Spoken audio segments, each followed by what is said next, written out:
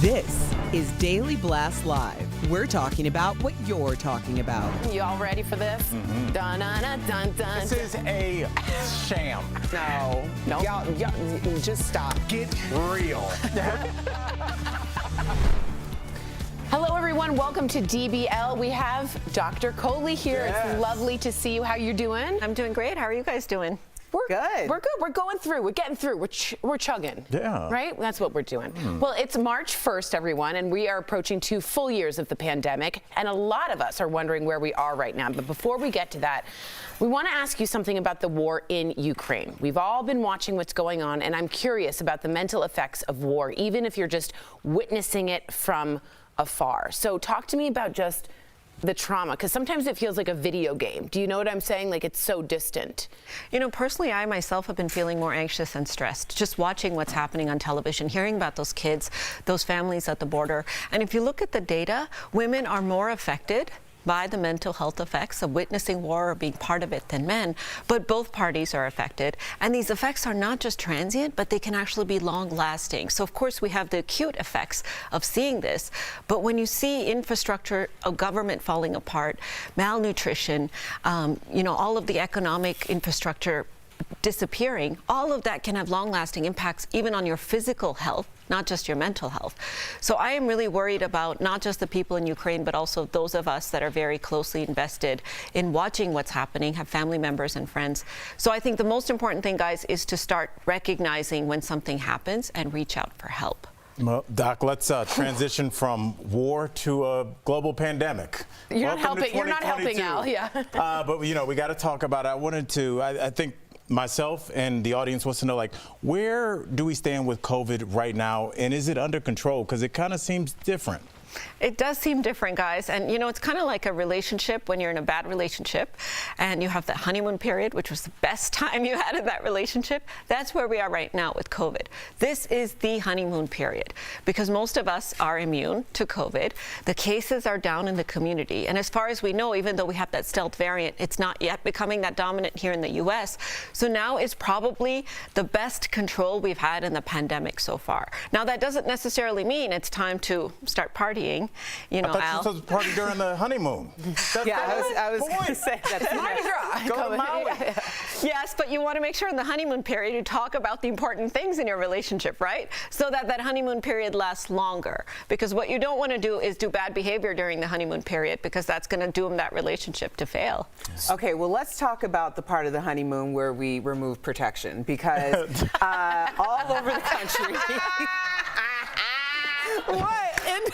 That's what's happening. Gilly is back, right? I'm just saying. Protection off too early. Well, that's what's happening because indoor mask mandates are ending in a number of states. They're announcing that the end of the mask mandates are happening in schools. So now is the right time to make these moves, or nah? So two sides of this coin, right? The first side is that now is the right period just because the cases are so low. Most of us are immune. So if we're ever going to do it and get a little break from the masks, now is the right time. The other side of that coin, the side that I fall on, I think, is that why not be sure that this is the person you want to spend your life with before you start taking the divorce rates? Right? Yeah. Before you roll that dice and expose yourself to God knows what by taking off that protection, especially in the setting of the kids. The kids are the ones I really worry about because 5 to 11, we just learned the vaccine's not working that well. Under 5, we don't even yet have a vaccine.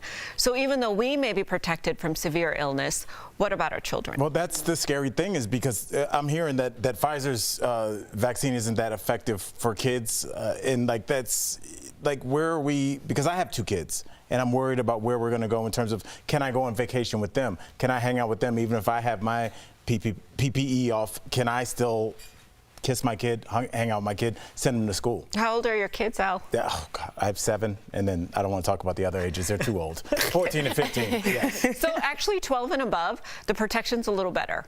There seems to be some difference between the younger kids, the 5 to 11, and the ones above 12. And I think it might have something to do with the dose of the vaccine that was used. But what we're seeing after a month in kids 5 through 11 is that the protection drops to 12% from 68%. Wow. And then the protection against getting in the hospital goes from 100% down to 48%. less than half in terms of protection against the hospital. So I think it's a really tough call. If I had children and I was traveling with them in that age group, if they're more than a month out from the vaccine, I would almost act as if they are not vaccinated, knowing that there's some protection still, but knowing that it's gone down a lot. On the side of caution. I dig it. Yeah. Well, let's switch gears a little bit because obviously new year, new us. So I'm wondering about this low-cal, no-cal sweeteners. They're in everything from soda to low-calorie desserts and even meals ready to make. So what does science actually have to say about if they help you lose weight and if they're actually good for you? So the FDA has approved a bunch of them, but let me put a little asterisk or a grain of salt or sugar on that, because it doesn't mean that they're good for you. It doesn't mean that you should be consuming them, especially in large amounts. So a lot of people that I see putting 2 or 3 packets of that stuff in their coffee thinking that they're actually being healthy. A lot of those things have been linked to long-term weight gain, to diabetes, to metabolic disorders, even to cancer, because some of them could have cancer-containing carcinogenic components. So my take on that is don't use them. If you're going to use them, use very, very little, because moderation is key. We don't know what large doses of these types of sweeteners do for you in the long term. So just black coffee. Do you guys use them? Regular sugar, like cane sugar? Well, I mean, sugar is not good for you either. But my sort of take on it is eat real food. So if you're going to pick sweetener or sugar, probably pick sugar. Sugar, right, exactly. Yeah. Don't eat too much of it, and make sure there's lots of colors in it. So sugar is white. It doesn't have any colors, so probably brown sugar is better than white sugar. But what do you guys do? Do you put that stuff in your coffee? Well, you told me I could have more sugar in my diet because my sugar levels. Erica, I'm still jealous about that. You got good sugar levels? I got good liver levels. We both got tested. I've got good levels. Yeah. Got some healthy We don't know them. What about Al? I know, but it's probably not great. So I'll just live vicariously through Erica. Oh, that's so interesting. Can I ask you, I sometimes use a glass of water, which I don't like the taste. I know many of you don't. And I add Gatorade Zero. You don't like the taste of water? No, yeah, I don't. Which water? Any water. I grew up in had it? D.C. It's There's like awesome. arsenic in there. I grew up just not trusting water, okay? Really. And I put a little bit of Gatorade Zero because there's no sugar. But I do it in every single time I have like ice water. Is that moderation, or is that going to lead to some problems? Well, the problem I have with those like powders and stuff that we add to our drinks is that yes, they have a lot of electrolytes in them, but they're processed. They're fake. They could have other chemicals in them, which we haven't really studied, especially if you're drinking a lot of them in the long term. So I personally don't like those Gatorade Zero, those types of drinks, even the ones that are supposed to help you with your hangovers, you hydrate the next day. So what I would recommend instead is like coconut water, which is a naturally derived way that has a lot of electrolytes, or no sugar lemonade. So if you make squeeze a little lemon in it, you know, maybe put a little bit of salt if you want some electrolytes, but no sugar. That would probably be a better way to replace. The worst lemonade. That sounds awful. Okay. Yes. Wow. Coming up on That's DBL. like what they used to drink in the 1600s. I'll make like for you. It's pretty good. It's like people's tears. It sounds terrible. It's pretty good. Coming up on DBL, we're talking about impulse shopping. Look at that woman. She's very happy. Put your card away. She doesn't need to hold it out. No one's there. During the pandemic, a family therapist tells us why this habit could actually be hurting us more than we think. And we got to talk about this. A teacher is caught on camera hitting a student. But why are people supporting the teacher? Yeah, we're going to talk about it coming up next. Stay tuned for that on DBL.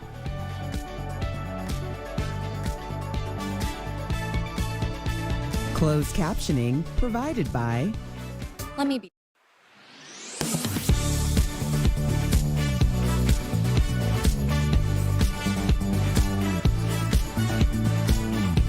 Tori, I like that Dr. Coley said that basically every time you drink water, you're doing it wrong, and you were like, know. okay, And she said, all right. I was like, wait, and I don't drink a lot of water. So to do that to me is devastating. Have you ever just had some good filtered water? I don't care for the taste. I know a lot of you, write me in if y'all don't You like Filtered water. water's so good. Yeah. No, it's not. You have to Stop do that it, here in Sierra. Denver. Yeah. David, you have do you to like hydrate, water? buddy. Does anyone here not like the taste of water but me? Can you hop up for me? Can you guys hop up? Tiffany agrees with me? Oh, she's. That's very strange. Where is she?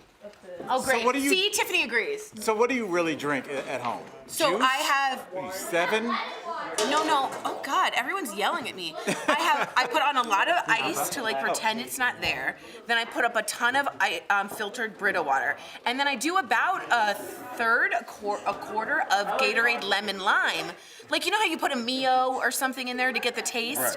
But lately I have been having some issues medically, and I'm wondering if that's related The fact that you don't drink water to in the Denver? Gatorade Zero incidences. You're not supposed to drink that all the time, especially if you're not a top flight athlete. No, I'm not drinking Gatorade I'm not drinking like real Do you Gatorade. understand, like, It's you drink Gatorade more Zero. Gatorade than most, like, high school basketball prospects? Is Like, that new? That in, she's just in your drinking diet? Gatorade. Yeah.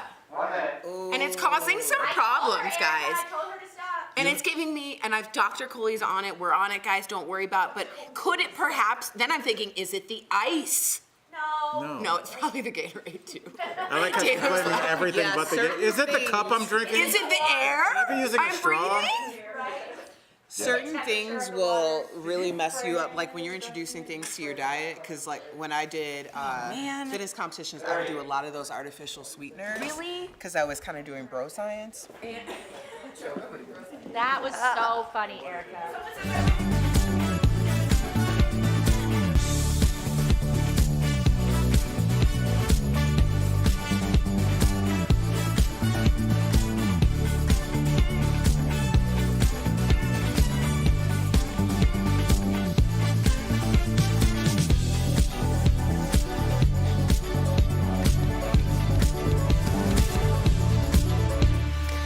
All right, we're going to go here and talk about this. Welcome back, everyone. There's this video out there of a teacher hitting a student in Indiana that's dividing everyone. Now, a warning to our viewers, this video is graphic.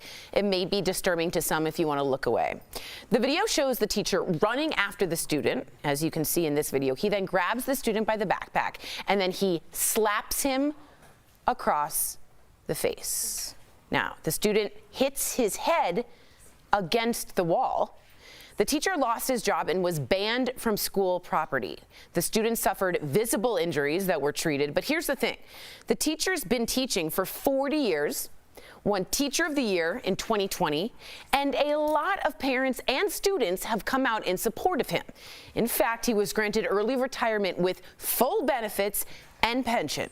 And before we get into this, I just want to say, allegedly, the student had multidisciplinary problems and said something incredibly violent and egregious to the teacher, allegedly about his own family. I'm not saying that to dismiss or condone. I just want to give the full context. Let's set the table. Now let's eat. Okay, Erica, thoughts? Well, I'm not that hungry, but no, I mean, it is very jarring when you see it. Terrifying. Terrifying. His head hit the wall. I know. Look how big Here's my issue, and full disclosure, I taught middle school for How many years? Oh. 5 years. I averaged classroom sizes between 38 and 42 students. It was just me in there. You're going to have 3 or 4 disciplinary problems, probably 1 or 2 that are severe disciplinary problems, meaning you're going to deal with them 4 times a week. 3 times in a classroom. It's a lot. And I'm sure I can't be sure, but this may have been one of those children, and those kids do get to you. But who cares? You are an authority figure. If that happened at a bar, you could sue that person. He pursued, stopped that person, and assaulted them. Because he is a child doesn't mean that he loses his rights to his humanity. Your job as a professional is to hold yourself together. There are steps if you feel like somebody else in your family is threatened and that you can go to other places. But it doesn't say in the student manual or the teacher manual, if somebody says something, you can get to some gangsta stuff. It says, go to the office and we have a set of procedures. Okay, so this doesn't happen. So why do you think so many in the community are rallying around the teacher? Because he's the person that they know. It's like there was years ago there was a basketball coach, ironically at Indiana. His name was Bob Knight. Yeah. Famous basketball coach, famous for having a temper. And there was video of him putting his hands on a student athlete one time, and there was allegations of other times. And the students rallied to his side. The community rallied to him because he brought them championships. He brought them notoriety, but it doesn't make it different. Whoever the public wants is probably just the people that they know. But let me ask you this. after 40 years of exemplary service, and again, I'm just taking the other side here, and I don't know if there is another side, and having such support of the community, does that give anything in defense of this man, or does the slap take it all away? I mean, I don't know about you guys. I wonder how many years of service at your job do you need before you can break the law flawlessly? Is it 40? Because if it's 40, then he shouldn't stop at this student, walk around, slap the public. Well, but if that's not a rule, then he needs to be disciplined just like if he did that on the street, and probably worse because that is a child and he is, let's just get into physicality. Yeah, right. He's 2 times as big as him, maybe 3. And so, I mean, this is an assault on a different level. So I don't care what the community thinks. Of course they're going to support their teacher. Lulu says, I agree with Al. He should be disciplined. This is what happens when truth is disregarded and we're more concerned with being right. Interesting. Just always worry about the precedent, guys. I know you like this teacher, but what about next year? When is your kid? No, I agree with you. It's very interesting. Let us know what you think on YouTube or the app. Coming up on DBL, are you an impulse buyer? It turns out Al is. A family therapist joins the drone. Okay, joins us to discuss how to identify whether your shopping is normal or more of a problem. Suffer from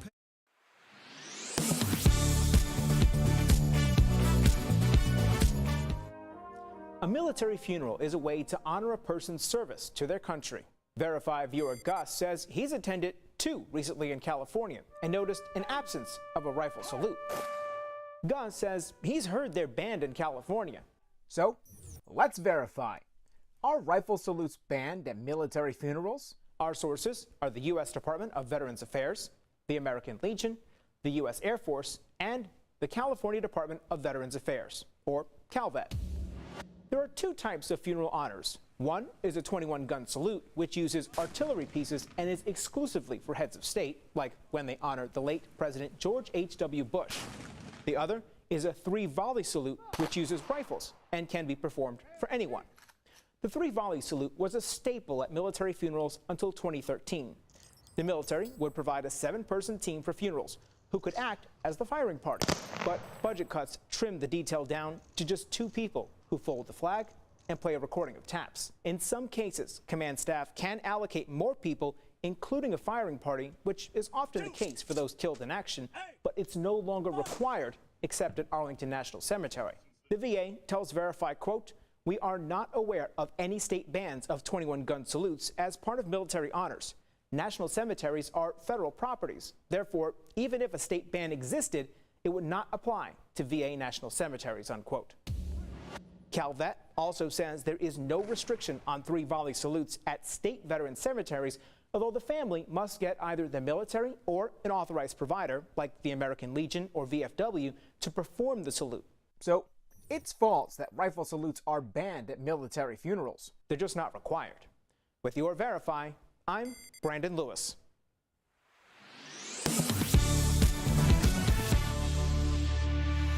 With a life-changing event like global pandemic, there's fear, uncertainty, lack of control, especially when it comes to our emotions. So we sat down with licensed marriage and family therapist Katie Morton to break down if some of our pandemic habits like shopping are hurting us. Check it out. Please welcome Katie Morton. Thank you, Katie, for joining us. I think all of us can relate to this. All of us can benefit from your book and your advice. What kind of escape mechanisms have you seen people develop during the pandemic? Yeah, it's wonderful to be here. Thanks for having me. There's been a ton of them. I think we would all admit that we maybe have been eating more than we maybe used to. Binge eating. Yeah, whether we want to admit it or not. I've also, from my patients, I know that drug and alcohol relapse rates are unfortunately up, depression, anxiety rates. We have to consider the pandemic and even just the state of the world as a trauma. And that puts us into our stress response. And so we're looking for ways to essentially self-soothe. And I know personally and professionally, I've seen a lot of people shopping as a way to calm their system down. Absolutely. And I want to get to my question quickly because I want you to spend as much time with Tori as you can. Jeff. So speaking of impulse shopping, why is it such a popular way to cope? Well, the thing that we often forget about is the reward center in our brain. It makes us feel good, right? When we hit buy or we get that new item, we get that little spike of either, ooh, I'm going to look so good in this, or I feel so good in this, or people are going to perceive me of one way or another, like I'm super successful or I have all my stuff together. We can assume that having certain things makes us look that way. And I think it's that little peak and that hit of dopamine that keeps us coming back in the same way that we can get it from, you know, having 1 or 4 glasses of wine, or maybe, you know, getting out there and seeing people. We crave that dopamine. I'm guilty of that on both accounts. Just as as you're talking, like, this is really hitting home for me. You know, full disclosure, I bought a drone. Oh my God. 500 years old, I have a drone. So I haven't even put, I don't even know how to put the propeller thing on it. It's harder than you thought. I thought somebody would do it for me. So like, that got me to thinking: is my online shopping normal? And if so, like, how do you evaluate if like you're buying too much stuff? If you get a drone. Yeah. I know that's definitely not what I thought you were going to say, but it's all fine. We all make those impulse purchases and things that maybe then later we regret. But the way to know if it's a problem is essentially an easy one: your budget. Did buying that drone mean that you couldn't pay your electricity bill or something like that? If it gets in the way of us affording our life, that's when it's a problem. So paying attention to that. Also, you can notice if you feel good or bad after doing it. Those are all kind of indicators that it might be a problem. Okay, speaking of habits, I spoke about reading Atomic Habits. I'm trying to get out of bad habits. Why and how are our emotions tied to those bad habits? Yeah, I love that you're doing that, by the way, because it is small things that we do that actually lead to bigger changes. But our emotions, essentially, if they go unchecked or unnoticed, run our life, right? If I'm agitated, I can lash out to a stranger that maybe just didn't open the door for me, or like, you know, we can honk at people in traffic. We can be so agitated when it really has nothing to do with that person. And so if we're feeling stressed out, I mean, I think all of us would admit it's been pretty stressful couple of years, and it feels like there's no end in sight, right? We're looking for ways to soothe our system. And so if we're feeling really agitated, we're going to make decisions that maybe aren't our best. I always think if we aren't taking care of our basic needs, we're more vulnerable to those impulsive decisions. Like if I always use the acronym HALT: hungry, angry, lonely, tired. If those things aren't in, it's like we have to check in with that, because if those things are off kilter, then I'm more apt to buy that thing that I probably don't need, spend that money on maybe that drone that I don't have propellers that I can put on. You know, there's things that we can do that maybe aren't the best for us. That's so no judgment. No judgment. No judgment. All right, now it's very easy when you're in an impulse to feel out of control. That's what it essentially means. So I'm in the middle of an impulse. What can I do? What do I do to stop it? Ooh, good question. Right? Yes. Yeah. First, just noticing, even if you've done the thing already, that's helpful information. Just start paying attention to what you're feeling that's causing you to do this. Because the sooner we can track it back, like for me, I start to feel really stressed and I find my neck is tighter and I'm breathing into my shoulders. That's an indicator that I'm a little overwhelmed. Maybe I should go for a walk or do something. But also just noticing if I'm feeling worse as the day goes on, checking in on maybe if I've eaten. There are some things that you can just kind of look for to be, I guess, just more aware, noticing what we're doing. And if last month, let's say you were a little tight on money, where did that money go? And I think one of the things I want people to get out of the habit of is judging yourself quickly and thinking, oh, I just messed up, I can't go back, and like ruminating on that. Self-compassion. Instead, let's think, what did I learn? Yeah, what did I learn? And how can I make a better change tomorrow? So just paying attention to some of those cues so you can do a little better next time. I learned that drones do not come pre-assembled. Okay, brilliant advice. Thanks so much, Katie. DBL Nation, you can follow Katie on YouTube and pick up a copy of her book, Traumatized, wherever books are sold. We'll be right back. Thank you, Katie. We'll be giving that copy to Tori. Okay. Promotional consideration is brought to you by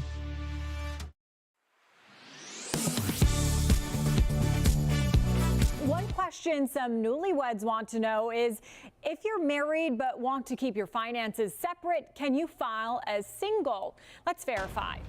Our source is Mark Henry, CEO of Alloy Wealth Management and the IRS.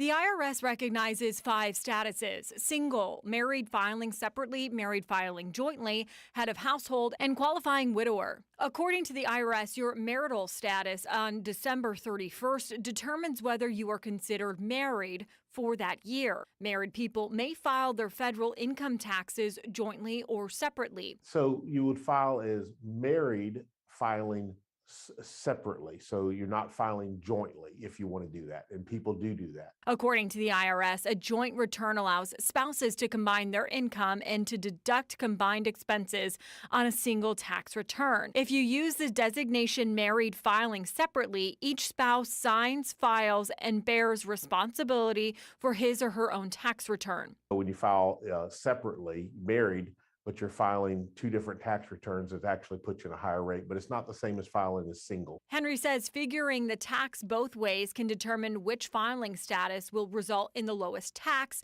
but usually it's filing jointly. So we can verify that no, you cannot file as single if you are married. However, you can file your taxes separately from your spouse. With your Verify, I'm Megan Bragg. In late January, the New York Times bought the massively popular word game Wordle. And in recent weeks, people have begun complaining that the game has suddenly become harder, claiming the Times version has more obscure words. But is that really true? Did the New York Times make Wordle harder? To verify, we looked at the source code for the original game site using the Internet Archive, the source code for the New York Times version of Wordle, and we got a statement from the Times.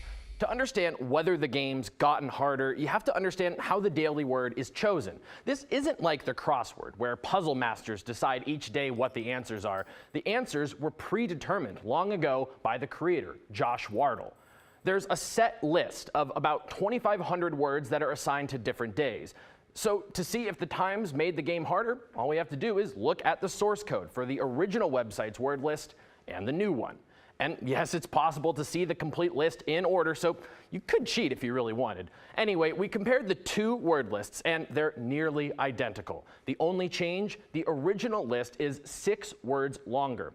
When the Times took over, they removed 6 words, either because they might be offensive or because they were just too obscure. They did not add any new words. So, if anything, they actually made the game easier. A spokesperson for the Times confirmed this in a statement, saying, quote, "Since acquiring Wordle, we have not made the puzzle harder. We have not added any words to the solutions list, which was already predetermined by the game's original creator.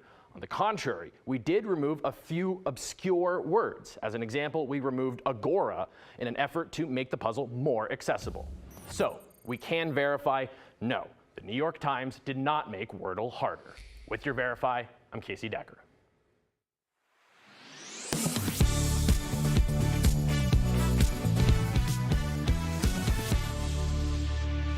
Welcome back. Y'all are so amazingly smart and interesting. The comments are so interesting. Anne says the teacher should be arrested for assault and battery. If the child was an adult, those charges would apply. But Rick says, I usually agree with Al, but not on this one. If one of those kids that you need to discipline 4 times or more a week, then that kid should not be there. But if he is there, you can hit him? That's an interesting take on that. All right. And then Lulu also spoke, and I said, what about the 40 years of experience that he's had? And she said, that makes it even worse because he feels like he can do anything. I thought that was really interesting. That's interesting. Retire with full bennies. Right? Wow. You guys are smart. DBL's new every day. We never pay you. We'll see you tomorrow. Bye.